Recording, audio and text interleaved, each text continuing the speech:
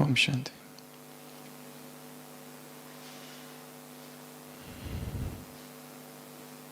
रामायण में रोचक कथा का वर्णन है। हनुमान जी अशोक वाटिका में पहुंचे हैं। एक वृक्ष में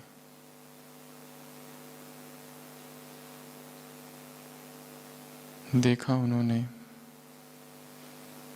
कि वृक्ष के नीचे सीता माँ बैठी है और वो खुद कहीं छिप कर देख रहे हैं। और अचानक देखा रावण और सीता के बीच वार्तालाप हो रहा है। और अचानक रावण को बहुत क्रोध आ गया और क्रोध इतना ज़्यादा था कि उस रावण ने अपनी तलवार निकाल ली और दौड़ पड़े सीता को मारने के लिए। हनुमान को लगा कि मैं कुछ करूं, मैं कैसे चुप रह सकता हूं। बस अभी जाने ही वाले थे तो देखा मंदोदरी ने रावण का हाथ पकड़ लिया। हनुमान को बहुत खुशी हुई, गदगद हुआ। सोचने लगा यदि मैं जाकर पकड़ लेता रावण का हाथ तो मुझ में अहंकार आता कि मैं ना होता तो सीता को कौन बचाता। इसलिए अच्छा ही हुआ। और मैं कौन हूं कुछ करने वाला। और इन विचारों में हनुमान मगन हो गए। ध्यान मग्न अवस्था में हनुमान बैठे हुए। प्रसंग आगे बढ़ा और थोड़ी देर के बाद रावण के सिपाही आ गए हनुमान को पकड़ने के लिए। हनुमान ने सोचा कि मैं क्यों कुछ करूं, जब सब कुछ राम पर ही छोड़ दिया है, जब राम ही सब कुछ कर रहा है, जब राम ही किसी को निमित्त बनाता है रक्षा का, तो मैं क्यों कुछ करूं। और थोड़ी देर में पाता है विभीषण बीच में आ गया। दूत को पकड़ना अनीति है। हनुमान फिर मगन हो जाता है राम की याद में कि कैसे भगवान किसी न किसी को निमित्त बना देता है हमारी अपनी रक्षा के लिए। उसी शोक वाटिका में हनुमान सुनता है त्रिजटा को। वो त्रिजटा कह रही है सीता से कि मैंने स्वप्न देखा है एक वानर आया है और लंका को जला रहा है। हनुमान सोचता है ये कैसा स्वप्न है, क्योंकि राम जी ने तो मुझे कहा ही नहीं है लंका को जलाने के लिए। और थोड़ी देर में हनुमान पकड़ा जाता है और दूत अवत्य है। और दूत को सबसे प्रिय क्या होती है, और वानर को पूछ। आदेश दिया जाता है इसकी पूछ को आग लगा दो। हनुमान ध्यान में मगन सोचता है मैं तो सोच ही रहा था कि इतनी बड़ी लंका को आग लगाना है। स्वप्न तो देख लिया है किसी ने, पर सामग्री कहाँ से एकत्र करूंगा, घी, कपड़ा, तेल। तो भगवान ने अपना कार्य रावण के द्वारा करा लिया, तो वो किसी न किसी को निमित्त तो बना ही देता है। रावण तक को निमित्त बना देता है। मैं ना होता तो क्या होता, इसलिए विचार नहीं आ सकता। हनुमान प्रतीक है निष्कपट भक्ति का, निश्चल प्रेम का, निमित्त भाव का, समर्पण बुद्धि का। मगन है यादों में और सारे कार्य स्वतः हो रहे हैं। चित्त की ऐसी मगन अवस्था सर्वोच्च अवस्था है।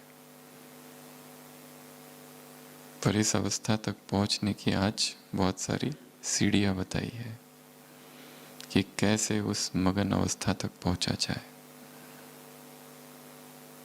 और जब आत्मा उस अवस्था तक पहुंच जाती है तो क्या क्या हो जाता है? क्या होता है?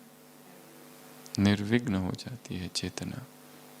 केवल निर्विघ्न नहीं, विघ्न विनाशक। स्वयं के विघ्न भी विनाश तो औरों के विघ्न भी विनाश। और क्या हो जाता है? अंतर्मुक्ता आ जाती है। अंतर्मुक्ता से भी आगे की अवस्था, अंतर्मुक्त तो मनन करने वाला भी हो जाता है। मायाचीत हो जाती है आत्मा, बेहद वैराग उत्पन्न हो जाता है। कर्मातीत अवस्था के जैसी अवस्था है ये मगन अवस्था। तो इस अवस्था तक पहुंचने की 3 सीढ़ियां हैं। कौन कौन सी? पहला सुनना, दूसरा सुनाना, वर्णन करना, और तीसरी मनन करना। जब तक 3 अवस्थाओं से नहीं गुजरेंगे, वो चौथी, द फोर्थ तुरिया तक नहीं पहुंचा जा सकता। पहले तो सुनना होगा। सुनना भी एक कला है। तो आज की मुरली में बाबा ने भिन्न भिन्न अवस्थाओं का वर्णन किया है। अंग्रेजी में एक शक्ति का वर्णन किया जाता है जिसको कहते हैं power of suggestions, power of auto suggestions, affirmations, आत्म सुझाव की शक्ति, जिसमें सेल्फ हिप्नोसिस, आत्म सम्मोहन किया जाता है। कोई एक विचार, कोई एक संकल्प ले लिया जाए और उसी को दोहराया जाए, उस पर चिंतन किया जाए, उसमें खो जाए, तो वो धीरे धीरे स्वरूप हो जाता है। कुछ भी वो हो सकता है। जैसे आज की मुरली से अगर ले तो मैं अवतार हूं, बार बार रिपीट करना, बार बार पुनरुक्त करना, देखना, जैसे पिछली बार कहा था विजुअलाइजेशन, मन की आंखों से देखना, वर्तमान में देखना, परिणाम को देख लेना, फील करना, उसमें शक्ति भरना, चित्र बना लेना उसका। विजुअलाइजेशन की 5 अवस्थाएं पिछली बार बताई थी, उसमें सबसे महत्वपूर्ण 2 ही है। मन की आंखों के सामने एक चित्र बनाना और रोज उसमें ऊर्जा भरना, शक्तियां भरना। कुछ भी हो सकता है, फिर वो कुछ भी, वो मन के खेल की बात है। मन को कुछ भी कन्विंस किया जा सकता है, कुछ भी, और वो अपने आप सब कुछ होने लगेगा। मुझे सब कुछ इस पर्टिकुलर भोजन से मिल रहा है। अगर कोई अपने आप को इतना कन्विंस कर ले तो उसे अपने आप सब कुछ मिलने लगेगा। विदेश में एक लेखक थे कभी, H.G. Wells, English author. उन्होंने अपना संस्मरण एक लिखा है कि मैं एक बार ट्रेन में सफ़र कर रहा था, देखा कि सामने जो व्यक्ति बैठा है बहुत उदास है, अतीव उदास। पूछा क्या कारण है, क्यों इतनी उदासी? उसने कहा पूछो मत, बहुत उदासी है। फिर भी बताओ तो, मैं कुछ मदद कर सकता हूँ। वो कहता है क्या कहूँ, मेरी पत्नी को एक ऐसा रोग ने पकड़ लिया है कि मैं बहुत परेशान हूँ। H.G. वेल्स पूछते कौन सा रोग?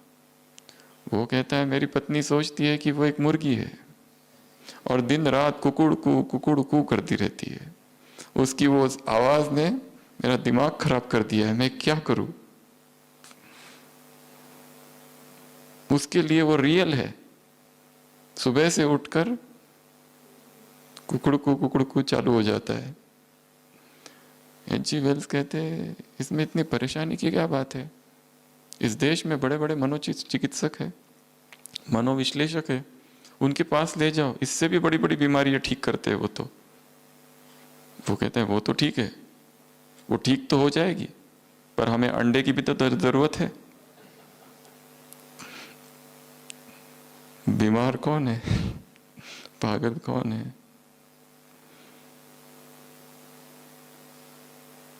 जिसको अपने आप को जैसा कन्विंस कर दिया, वैसी वैसी चीजें घटित होने लगती है। इस ज्ञान में भी इस शक्ति का प्रयोग किया जा सकता है। Power of auto suggestion, power of suggestions, power of affirmation. कोई भी एक संकल्प लिया जाए, उसको दोहराया जाए कई बार, चेतन मन को शांत कर दिया जाए और अवचेतन में वो प्रवेश करने लगे, तो वो धीरे धीरे प्रकट होने लगेगा। और हमारा जो ज्ञान है वो कोई काल्पनिक ज्ञान नहीं है। हमारा जो ज्ञान है वो मनगढ़ंत कहानियां नहीं है, वो तो वास्तव में सत्य है। जैसे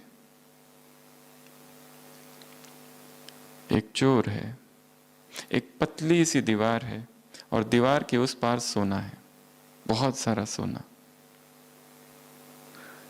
परंतु इस चोर को वो पता नहीं है कि वहां वो है।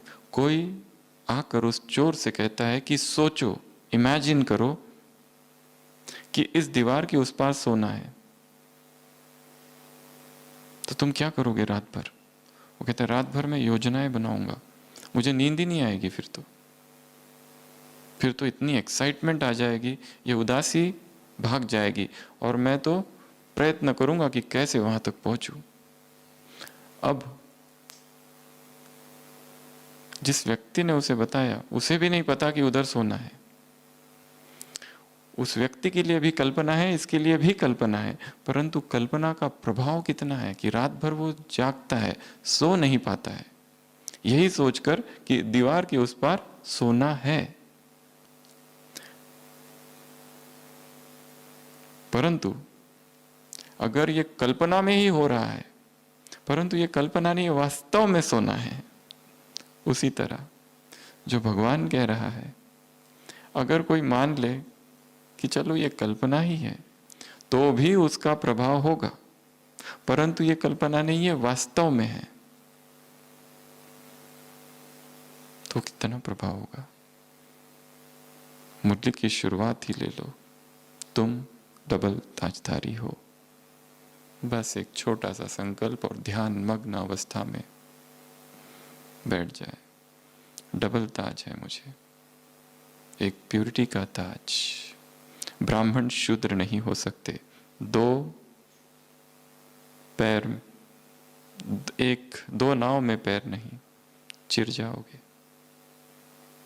ब्राह्मण अर्थात पवित्र, पवित्रता का ताज है, वास्तव में ताज है।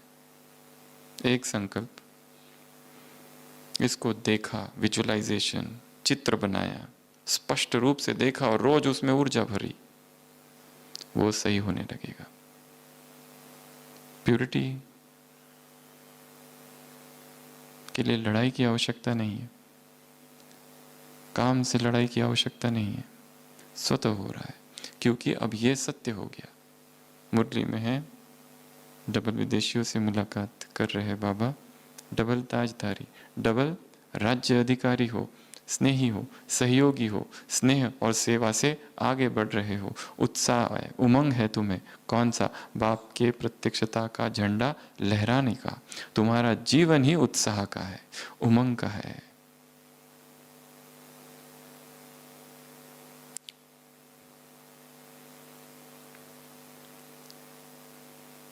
अगर इसको ऑटो सजेशन के रूप में लिया जाए, आत्म सुझाव के रूप में, कि मेरा जीवन उत्साह भरा जीवन है, उत्साह से भरा हुआ है, उत्सव है, तो क्या होगा?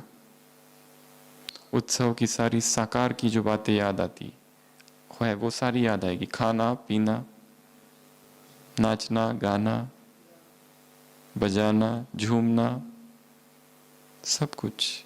ये जीवन ही उत्सव है, फेस्टिवल है, फेस्टिविटी है। उदासी कैसी, दुख कैसा। और जितने भक्ति मार्ग की कहानियां हैं सब तुम्हारा यादगार है। जो याद में है उनका यादगार बनेगा। किस उत्सव को याद किया बाबा ने? क्रिसमस, इसको भी विजुलाइज कर सकते हैं। क्रिसमस ट्री है, चमकता हुआ सितारा मैं हूं उसके ऊपर। सृष्टि का ये कल्प वृक्ष है, यही क्रिसमस ट्री है। लाइट माइट स्वरूप धरती का सितारा मैं हूं। उधर से कौन आ रहा है? Santa Claus, Christmas father. क्या लेके आ रहा है? गिफ्ट्स लेकर आ रहा है। कितने जन्मों के लिए? और क्या बनाने वाला है? किसमिस जैसा मीठा। किसमिस भी देख लो उसके हाथ में, वो उधर से आ रहा है, गिफ्ट्स लेकर आ रहा है। और सितारों को मानते, वो सितारा मैं ही हूं। मुरली के शब्दों को शब्द ना रखकर चित्र में परिवर्तित करते। मुरली शब्द ना रहे, क्योंकि हमारे अवचेतन मन को शब्द नहीं समझ में आते, भावनाएं समझ में आती है, इमोशन समझ में आता है, लॉजिक नहीं समझ में आता।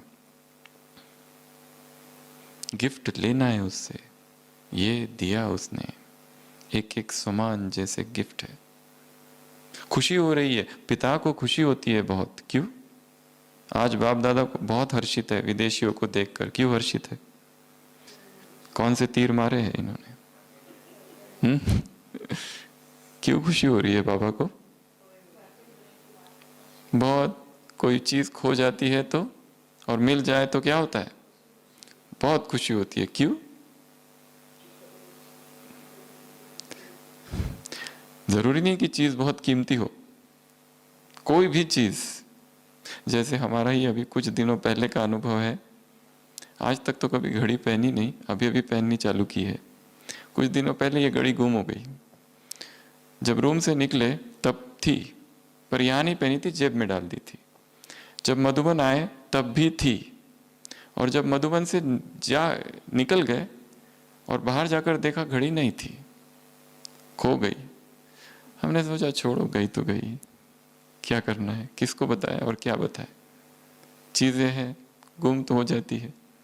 फिर भी थोड़ा सा दुख तो है कि लापरवाही हुई है, घड़ी गुम हो गई। किसको बताए तो सोचेंगे देखो अभी तक मोह नहीं गया, और वैसे भूल भी गए उसको। वो तो खो गई, वही शाम को याद आया कि कुछ खाली खाली सा है, कुछ तो खो गया है। पहला दिन बीत गया, दूसरे दिन तो चिंतन ही छोड़ दिया, गई तो गई, अब जिसको मिलेगी उसका कल्याण। दूसरा दिन बीत गया, तीसरा दिन भी बीत गया, फिर तो ये सोचना भी बंद कर दिया कहाँ हुई। पर इतना जरूर था कि मधुबन में ही कहीं गई है, पर कहाँ कहाँ ढूंढे इतने बड़े मधुबन में। चौथे दिन बाबा के कमरे में बैठे थे, और जस्ट अचानक विचार आया कि बाबा वो घड़ी सोफा पर बैठे थे। चौथे दिन, 3 दिन बीत चुके, ये चौथा दिन है। और चौथे दिन अचानक सोफा के नीचे हाथ गया, घड़ी वहां पड़ी थी। हजारों लोग आए और चले गए, कितने लोग बैठे होंगे उस सोफा पे, पर उस घड़ी सोफा के नीचे पड़ी हुई थी। मिल गई। आश्चर्य लगा कि किसी को मिली नहीं, किसी ने देखा भी नहीं उसको 3 दिन तक। और उस टाइम में तो लॉकडाउन, ये 1-1.5 महीने पहले की बात है। कितने लोग आए और कितने चले गए। तो जब खोई हुई वस्तु मिल जाती है तो खुशी होती है। जब खोए हुए बच्चे बाप को मिल जाए तो कितनी खुशी होगी। मिलने की खुशी होती है। बाप को ज्यादा खुशी होती है। एक बच्चा हॉस्पिटल में एडमिट है, कोविड पॉजिटिव। वीडियो कॉल तो चल ही रहा है क्योंकि अंदर अलाउड नहीं है। फिर भी पिताजी कहते हैं कि उसको दुख हो रहा है, एक बार अंदर जाके मिलने की परमिशन दे दो, बस एक बार मिलना है उसको। जवान बच्चा है। पिता को ये रहता है जाकर मिलूं। पिता की फीलिंग्स इमर्ज हो रही है। तो बाबा भी बाप तो है ही ना। तो यहाँ कह रहा है विदेशियों से को देखकर हर्षित है। क्यों? खो गए थे मिल गए, सिक्की लदे, long lost and now found. दूसरा कारण खुश होने की, धर्म की दीवार लांग कर आए हैं, रीति रस्म की दीवार क्रॉस करके आए हैं यहाँ पर। किस देश में जन्म लिया वो लोगों ने, कहाँ का, कैसी संस्कृति, कैसा कल्चर, ना मंदिर, ना कुछ ना कुछ। और ये ज्ञान जिसमें लक्ष्मी नारायण, हनुमान, गरुड़ पुराण ऐसी बातें आती है जो उन्होंने कभी सुनी ही नहीं थी। धुंधुकारी, उन्होंने इस ज्ञान को स्वीकार कर लिया, मान लिया, समर्पण कर दिया। कितनी बड़ी बात है, कमाल है उनकी भी। हम तो इसी भारत में जन्म लिया हम लोगों ने, हमारे लिए तो सामान्य सी बचपन से सुनते आ रहे, आत्मा, परमात्मा, लक्ष्मी, नारायण, सब कुछ सुन रखा है। उन्होंने तो कुछ नहीं सुना है, फिर भी इस ज्ञान को स्वीकार कर लिया, उस बाप को पहचान लिया। ये देखकर बाबा को हर्ष हो रहा है। तो auto suggestions, power of suggestions, वो इमर्ज करना। एक पिता तड़प रहा है बच्चे से मिलने के लिए, इमर्ज करना है, देखना है। बाबा ने कहा ये दो चीजें, एक मिलन और दूसरा सेवा। मिलन और सेवा, इसका क्या उत्साह है तुम्हें इन दो चीजों का, सेवा से प्राप्तियों का उत्साह।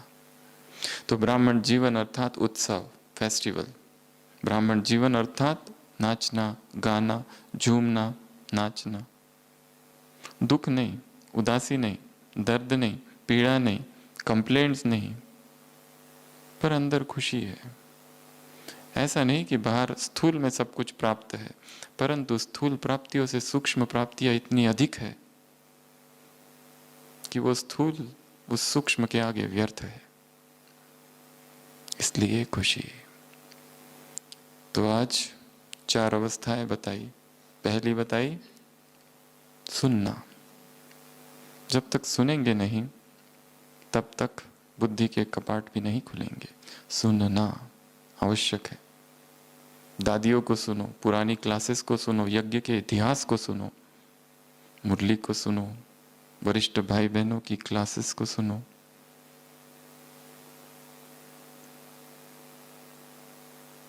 परंतु केवल सुनते ही नहीं रह जाना है, उस सुनने से अपने आप को तैयार करना है। वो रॉ मटेरियल है। और ये भी नहीं कि जो कुछ सुन रहे हो सब कुछ मान लो, सब कुछ स्वीकार कर लो, तर्क की कसौटी पर उसको उतारो। नया चिंतन मिल रहा है, नया रॉ मटेरियल है, नई आइडियाज, एक्सपीरियंस सुनना, ये बहुत अच्छी बात है। किसी को क्लासेस सुनना पसंद नहीं है, मत सुनो। लगता है ये वक्ता बड़ा अहंकारी है, मत सुनो। पर अनुभव में कैसा अहंकार, क्या कुछ सहन करके बाबा के बने, क्या कुछ सहन करके इस ज्ञान मार्ग में चल रहे हैं, क्या कुछ सहन करके तीव्र पुरुषार्थी बने हैं। वो गाथा है सुनना, यज्ञ इतिहास की गाथा है। वर्तमान समय आत्माओं के अनुभव सीधा अंदर जाता है, सीधा अंदर। तो सुनना बहुत आवश्यक है। पर जब सुनो तो ऐसे सुनो कि जैसे एकाग्र चित्त, दत्त चित्त से, बस उस पल में प्रेजेंट रहते हुए, बाकी सब भूल के, फ्यूचर पास्ट विलीन, खो जाओ। जो बोल रहा है वक्ता, उसके शब्द अंदर भीतर में समा जाए।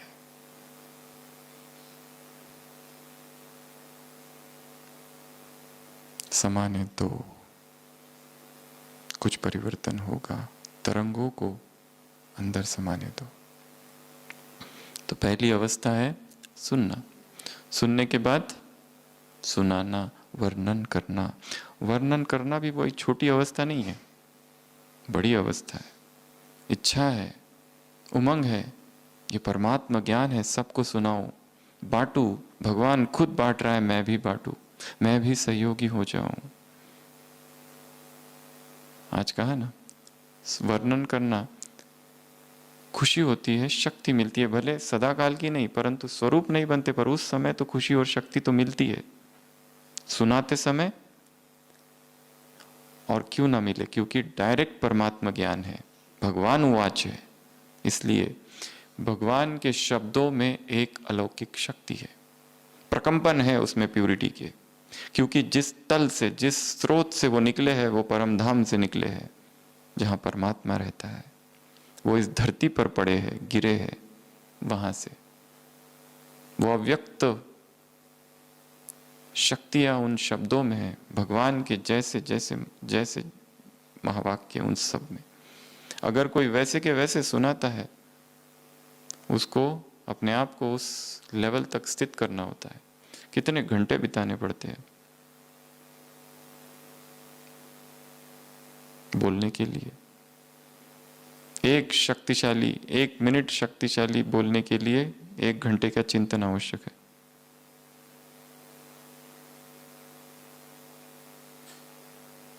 तो सबसे पहले सुना, फिर बोला, पर वो बोलना केवल वर्णन करने जैसा ना हो, अनुभव युक्त बोल हो, पावर हो शब्दों में, प्यूरिटी हो।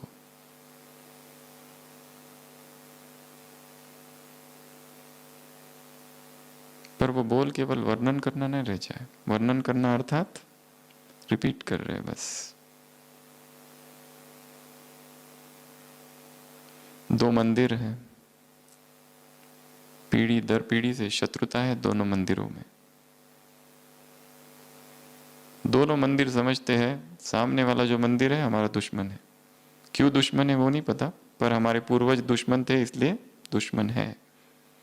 दोनों मंदिरों में एक छोटा सा बच्चा है, एक इधर बच्चा एक उधर बच्चा, जो छोटे मोटे काम करता है, बाजार जाता है, सेवाधारी हमारी भाषा में। एक सेवाधारी इधर है, एक सेवाधारी।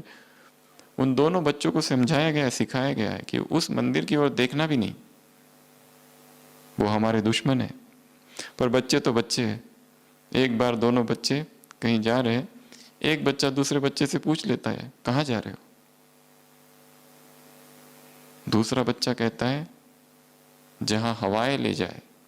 ये तो बिल्कुल पराजय हो गई जैसे। वो आके अपने पुजारी को सुनाता है। वो कहते हैं आखिर तूने हमारी नाक कटवा दी नहीं, ये हमारी हार हो गई, तुमने उत्तर क्या दिया। वो कहता है मैं क्या उत्तर दूं जब उसने ऐसा कहा, जहां हवाएं ले जा रही है। कहता है ये हमारी सैद्धांतिक रूप से हार हुई है, हमारा मंदिर तो हमेशा विजयी रहा है और ये हमारे दुश्मन है, ये बहुत चालबाज लोग हैं। ऐसे ही उत्तर दिए हमारे हमेशा इन लोगों ने, कभी सीधे मुंह बात नहीं करते, उल्टे सीधे उत्तर देते हैं ये लोग। पर तू घबरा मत, अब कल तुम फिर उससे पूछना। पहले तो तुमको बात ही नहीं करनी चाहिए थी, इतना तो सिखाया था कि बात मत करो उनसे, वो खराब लोग हैं। पर अब कर ली, अब हार तो हम स्वीकार नहीं करेंगे। कल तुम फिर जाना, फिर उससे पूछना, और वो अगर कहे कि हवाएं जहां ले जा रही है, तो उससे कहना अगर हवाएं रुक जाए तो फिर कहां जाओगे, ये कहना। अब याद करो ये उत्तर को। वो छोटा बच्चा रात भर रटते रहता है कि मुझे कल सुबह ये कहना है, ये कहना है, ये कहना है। दूसरे दिन सुबह ये बच्चा उस बच्चे से फिर पूछता है कहां जा रहे हो। अब उत्तर तो पहले से रटा हुआ है कि वो कहेगा हवाएं जहां ले जा रही है, तो मैं पूछूंगा कि अगर हवा रुक जाए तो। ये पूछता है कहां जा रहे हो, वो कहता है जहां पैर ले जा रहे हैं। कंफ्यूज हो गया, अब क्या कहे, क्योंकि इसका उत्तर तो है ही नहीं, क्योंकि जो रटा हुआ उत्तर था वो तो फेल हो गया। फिर आता है, फिर अपने पुजारी को कहता है। वो पुजारी कहता है मुझे पहले से पता था ये लोग बहुत चालबाज है, पहले तो इनसे बात ही नहीं करनी चाहिए थी, पर हम अब हार नहीं मानेंगे। अब अगर कल वो तुमसे कहे कि जहां पैर ले जा रहे हैं, तुम कहना अगर तुम लंगड़े हो जाओ तो, पैर ही नहीं रहे तो क्या करोगे। बच्चा रात भर रटते रहता है उत्तर। दूसरे दिन जाता है, फिर पूछता है कहाँ जा रहे हो। वो लड़का कहता है मार्केट, बाजार जा रहा हूं। फिर फेल। रटे रटे उत्तर, रटे रटाए उत्तर काम नहीं आते। उधर से रट लिया, इधर वर्णन करके सुना दिया। ये आत्मा है, ये परमात्मा है, ये परम धाम है। सामने वाला पूछे कि परम धाम के ऊपर क्या है, तो कंफ्यूज्ड, क्योंकि हमें तो इतना ही सिखाया गया। ये आत्मा, ये धरती, 3 तबके, अभी मुरली में शब्द था 3 दिन पहले, स्थूल वतन, सूक्ष्म वतन, परम धाम। कोई पूछे उसके ऊपर क्या है, तो क्योंकि हमें तो इतना ही सिखाया गया। वर्णन नहीं करना है। वर्णन के आगे की कौन सी अवस्था है? चिंतन, मनन। मनन करना है।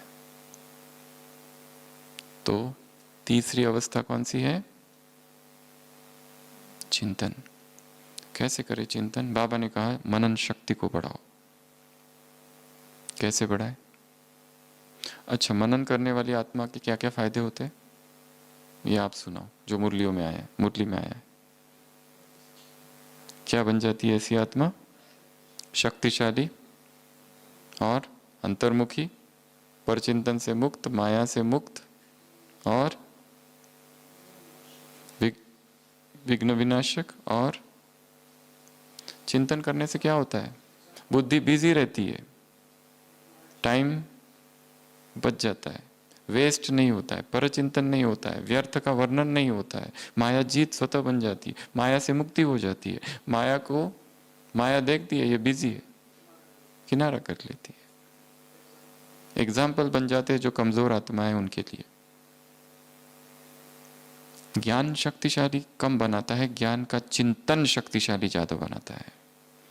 मुरली तो सभी ने सुनी है, ऐसा कौन ब्राह्मण होगा कि जिसने मुरली नहीं सुनी? संडे की अव्यक्त वाणी सभी सुनते हैं, चाव से सुनते हैं, पढ़ते भी है, नोट्स बनाते हैं, लिखते हैं, कलर करते हैं। कोई कोई मुरली कोई पूरा कलर कर देते हैं, लाल पीला नीला।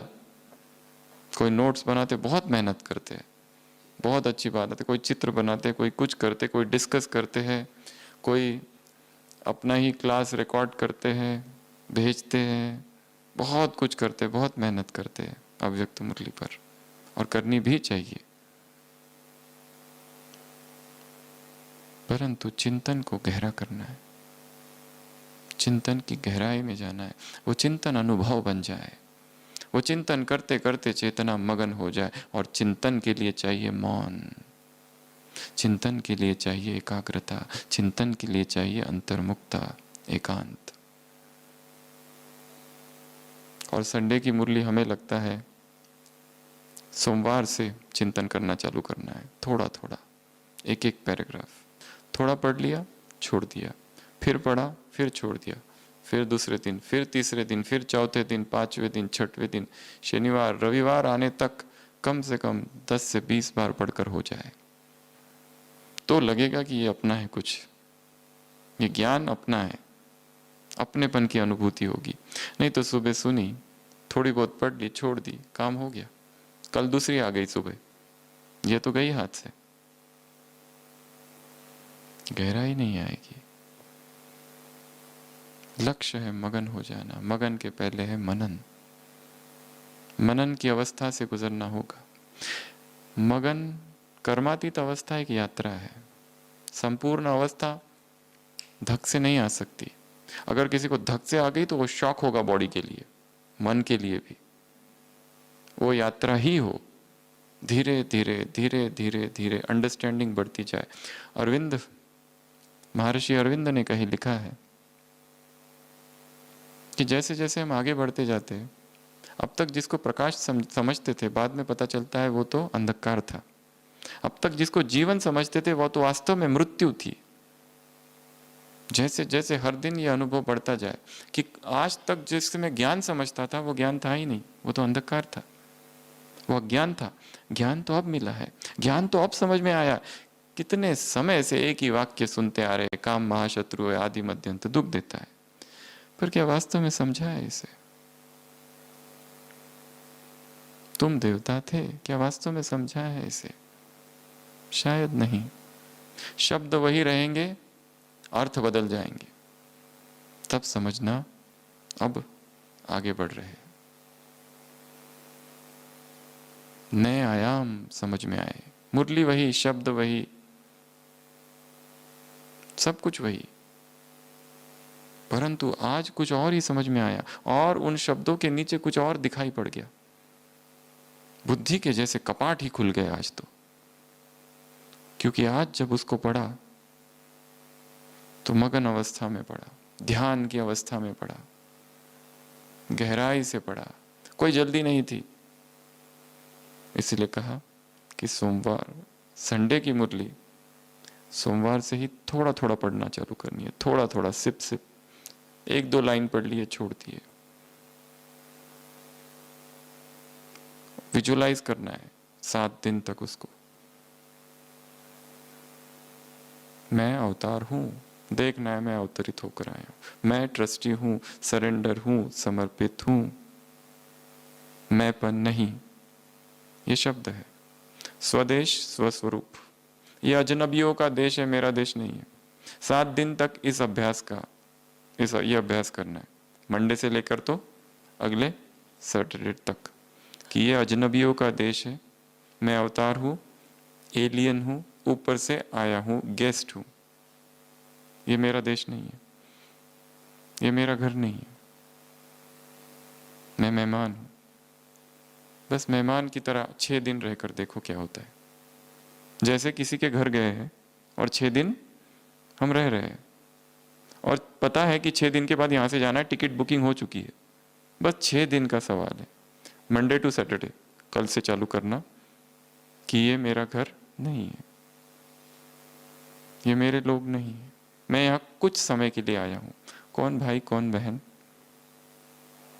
कौन माँ, कौन बाप, कौन किसका। और वर्तमान तो ऐसा समय चालू है, मौत का तांडव नृत्य हो रहा है। गवर्नमेंट हॉस्पिटलों के बाहर एम्बुलेंस खड़ी है, 50-50, 60-60, ट्रायज हो रहा है। कौन ज्यादा सीरियस, वो अंदर, बाकी सब बाहर ही। कुछ कुछ एम्बुलेंस में ही ओम शांति। डेथ हो रही है पर अभी तक डिक्लेयर नहीं करे, क्योंकि 10-10 डेथ अभी डिक्लेयर करना बाकी है। अंदर हो चुकी है हॉस्पिटल में, रिश्तेदार बाहर है सारे, 15 डीसी और बाकी है डेथ सर्टिफिकेट। उसके बाद में एक एक को डिक्लेयर करेंगे, तब तक रुके रहो, अंदर चालू है इलाज। मृत्यु का तांडव नृत्य, मौत का बाजार गर्म होगा, हो चुका है।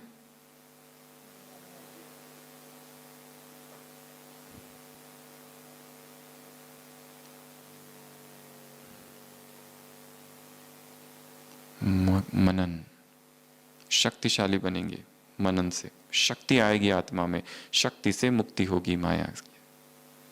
और एक चीज, मनन करते करते वो ज्ञान अपना बन जाता है। अभी तक वो क्लास था, किसी और का चिंतन था, उधार का चिंतन था, हमारा नहीं था। हमने खाली सुना, सुनने तक था, बहुत अच्छा, ये अच्छा, वो अच्छा, इसका अच्छा, उसका अच्छा, और वो हमारा कहाँ था। जब तक उसको मनन नहीं, मनन करना अर्थात हजम करना। आज कहा ना, अभी तक केवल स्वाद था, टेस्ट, यहां तक, अंदर नहीं गया था। रक्त में शक्ति नहीं बना था वो। जब तक भोजन हजम नहीं होगा तब तक वो रक्त में नहीं घुसेगा, शक्ति नहीं बनेगी। इसलिए रोज की मुरली का चिंतन, मनन, उसके लिए एकांत, उसके लिए कब मनन करना है, कहाँ मनन करना है, कैसे मनन करना है, किस तरह मनन करना है, अकेले करना है, किसी के साथ करना है, इस पर चिंतन करना है, इस पर सोचना है। मनन के लिए एक स्थान चाहिए, मनन के लिए जगह चाहिए, समय चाहिए, अपनी सेवाओं के अनुसार टाइम निकालना है, पर करना जरूर है।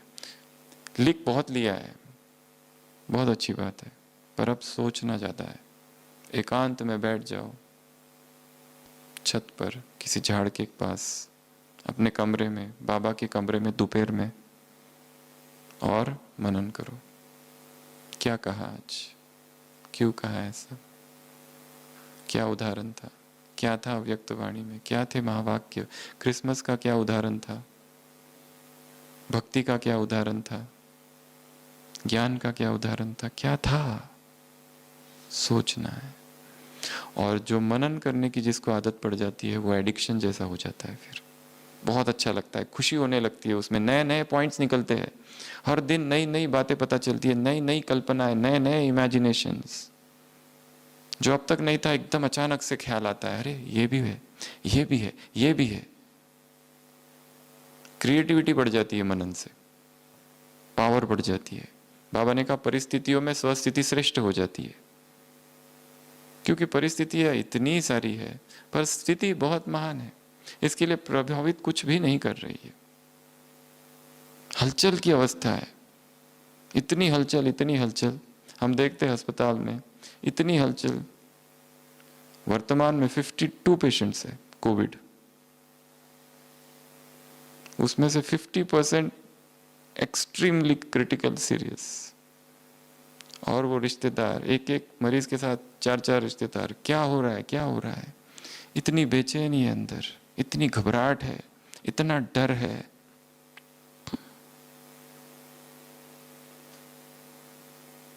सारी परिस्थितियों के बीच हम अचल खड़े रहे, जैसे ऊर्जा का एक कवच है, बाहर की कोई हलचल अंदर नहीं है।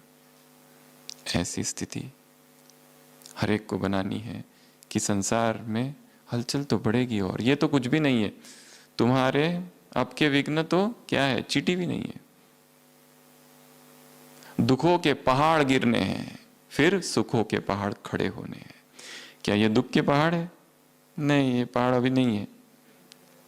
ये कंकड़ पत्थर गिर रहे, थोड़े थोड़े, इधर गिरता है, कोई उधर गिरता है। अभी तो पहाड़ गिरने हैं, दुखों की आग लगनी है। कैसी पीड़ा होती है। कल तक जिससे बात कर रहे थे, कल तक जो अपना था, कल तक जिसके मैसेज आते थे, आज वो है नहीं। जवान जवान अपने, कोई नहीं था उसके सिवा, एक ही बेटा गया। बहुत पीड़ा होती है, हिल जाती है चेतना। कितनी नष्टोमुआ स्थिति चाहिए भीतर।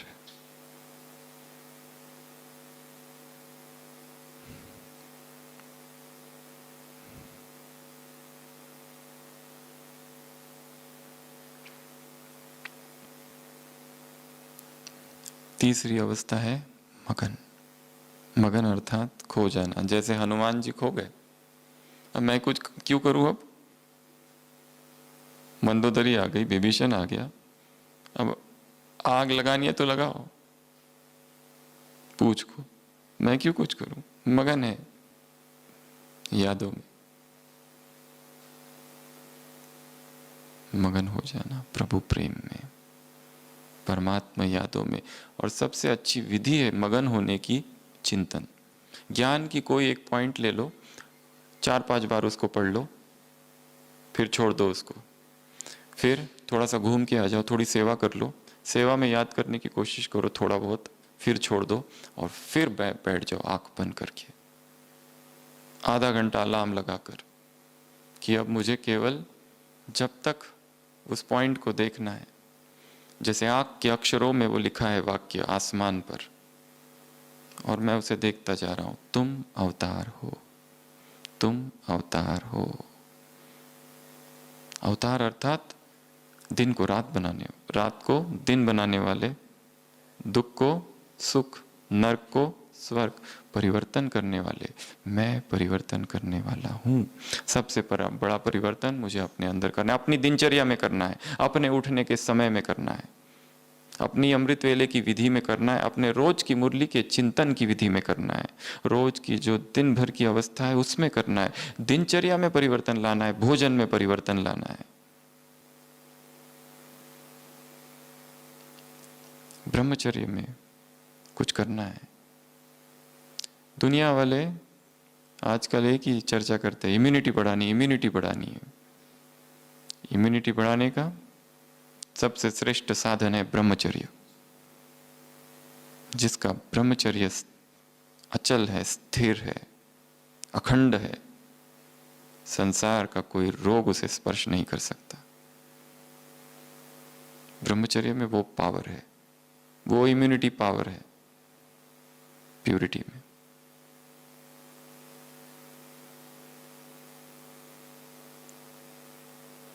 दवाइयाँ खाने में लगे, इससे इम्यूनिटी बढ़ेगी, उससे इम्यूनिटी बढ़ेगी, ये खाओ वो खाओ, ये खाओ वो खाओ।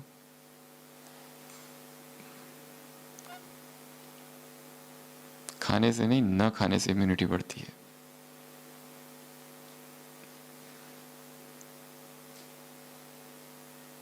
तो सुनाना, सुनना, वर्णन करना। वर्णन करने के लिए भी मनन चाहिए, नहीं तो वो तोता रटन हो जाएगा। एक व्यक्ति कवि राज दरबार में आता है और राजा की इतनी तारीफ करता है, इतनी तारीफ करता है, इतनी तारीफ, कविताएं लिखता है, आप वो हो, आप वो हो, आप तो धरती पर अवतार हो। राजा भी सुनकर आश्चर्यचकित होता है, मैं ये हूं? बहुत तारीफ करता है। राजा इतना खुश होता है, कहता है तुम्हें 10,000 स्वर्ण अशर्फिया दूंगा, कल आ जाना सुबह। वो तो कभी सोचा नहीं था उसने, मेरी कविता है। रात भर सोता नहीं, सुबह सुबह जल्दी जाकर पहुंचता है 6 बजे राजा के महल में। राजा कहता है कैसे आना हुआ? कहते कैसे, आप ही ने तो कहा था 10,000 स्वर्ण अशर्फिया। राजा कहता है अच्छा, तुमने मुझे खुश कर दिया था, मेरी तारीफ करके मैंने तुमको खुश कर दिया था, हिसाब पूरा हुआ। अब कौन सा बख्शीश? क्या था वो? केवल वर्णन था, केवल वर्णन, उसमें पावर नहीं है। तो सुनना, ध्यान से सुनना, एकाग्रता से सुनना। सुनना भी एक कला है, सुनना भी एक साधना है।